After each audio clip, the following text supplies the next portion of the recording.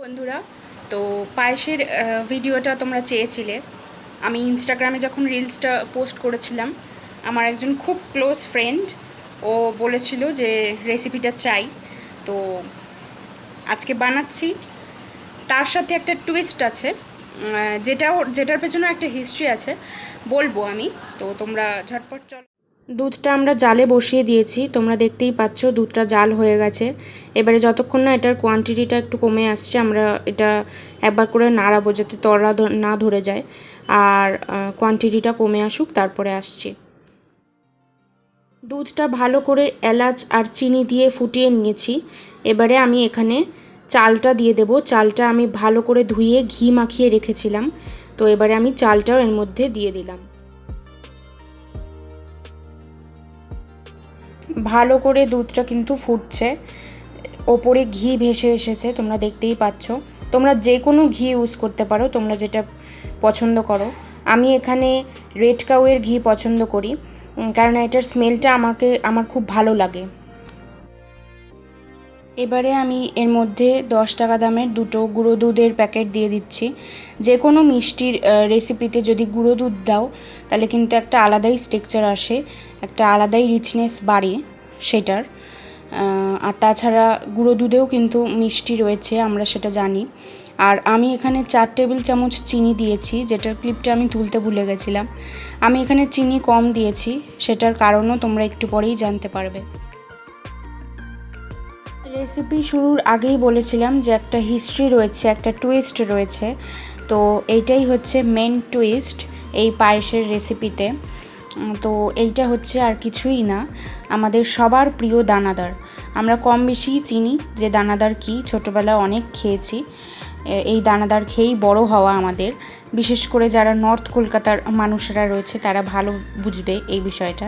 তো এটাই হচ্ছে আজকের রেসিপির মেন অ্যাট্রাকশান। এবারে আমি তোমাদেরকে বলবো হিস্ট্রিটা আসলে কি। ছোটোবেলায়, মানে অনেকই ছোট বলতে গেলে, তখন আমার ঠাকুমা একটা দানাদারের পায়েস বানাতেন। হ্যাঁ, উনি চালটা অ্যাড করতেন না, এটা আমার পাকামো বলতে পারো, কারণ আমি দু রকমই বানাতে চেয়েছিলাম। তোমরা যদি দানাদারটা অ্যাড না করো, তাহলে এটা কিন্তু আমার একদম মায়ের মতো হয়ে যাচ্ছে। শুধু দুধটাকে আরেকটুখানি ঘন করতে হবে, আর কাজু কিশমিশ অ্যাড করতে হবে, তাহলেই কিন্তু রেডি হয়ে যাবে আমার মায়ের মতো বানানো পায়েস। আর যদি তোমরা আমার ঠাকুমার মতো দানাদারের পায়েস বানাতে চাও, তাহলে এই দানাদারটা অ্যাড করে দেবে এর মধ্যে। কিন্তু তার মধ্যে কোনো ড্রাই ফ্রুটস দেওয়ার দরকার নেই, কেননা দানাদারটাই মেন অ্যাট্রাকশান। তাই মনে হয় না কাজু কিশমিশ আর অ্যাড করতে হবে বলে। তো ওইটাই হচ্ছে মেন হিস্ট্রি। তো ছোটোবেলায় যখন আমি ওই দানাদারের পায়েস খেতাম, আমার এত ভাল লাগতো যে আমি আনলিমিটেড খেতাম। কিন্তু অনেক বছর হয়ে গেছে বানানো হয় না। হঠাৎ তাই মনে হলো যে দানাদারের পায়েস তোমাদের সাথে শেয়ার করি, সাথে আমার মায়ের বানানো চালের পায়েস। তো দুটো তোমরা কম্বাইনও করতে পারো, কিংবা দুটো আলাদা আলাদাও করতে পারো। এবারে হচ্ছে গিয়ে সেই শুভ মুহূর্ত। দানাদারগুলো এবারে আমরা এতে একটা একটা করে ছেড়ে দেব। তোমাদেরকে এবারে একটা গুরুত্বপূর্ণ কথা বলি। আমি এখানে লো মিডিয়ামে রেখেছি আঁচটা, কিন্তু যারা তোমরা প্রথমবার ট্রাই করছো, তারা কিন্তু গ্যাসটাকে অফই করে দেবে।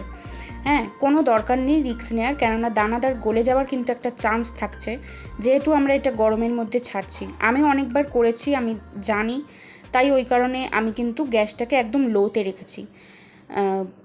দানাদারের এই চিনিগুলো গলবে আর একটা সফট ভাব আসবে, ওই কারণেই কিন্তু আমি চিনিটা তখন 4 টেবিল চামচ দিয়েছিলাম। কিন্তু আমরা যদি এটা শুধু পায়েস বানাই, তাহলে কিন্তু চিনিটা আমাদের আরেকটু লাগবে।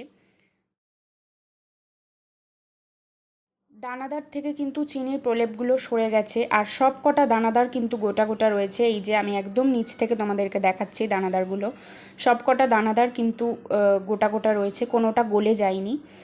আর একটা সফট ভাব এসেছে, ঠিক যেরকম রসমালাইয়ের স্ট্রাকচার আসে, সেই রকম ধরনের সফট হয়ে গেছে দানাদারগুলো। আর একটা কথা তোমাদেরকে বলে রাখি, আমি এখানে যেহেতু দানাদার অ্যাড করেছি, তাই আমি একটুখানি দুধ বেশি রেখেছি দানাদারে। কিন্তু যদি তোমরা শুধু পায়েস বানাও, দুধটা আমাদের আরেকটুখানি ঘন করতে হবে। কিন্তু যেহেতু আমরা এটা দানাদার দিয়ে খাবো আর দানাদারের সাথে দুধটা খেতে বেশ ভালো লাগে, একটা রসমালাই ফিল আসে, তো ওই কারণে কিন্তু আমি একটুখানি পাতলাই রেখেছি দুধটাকে। আমাদের চালের এবং দানাদারের পায়েস কিন্তু একেবারে তৈরি। তো তোমরা যদি এই রেসিপিটা ট্রাই করে থাকো তাহলে আমাকে ফেসবুক এবং ইনস্টাগ্রামে ছবি পাঠাতে কিন্তু ভুলো না।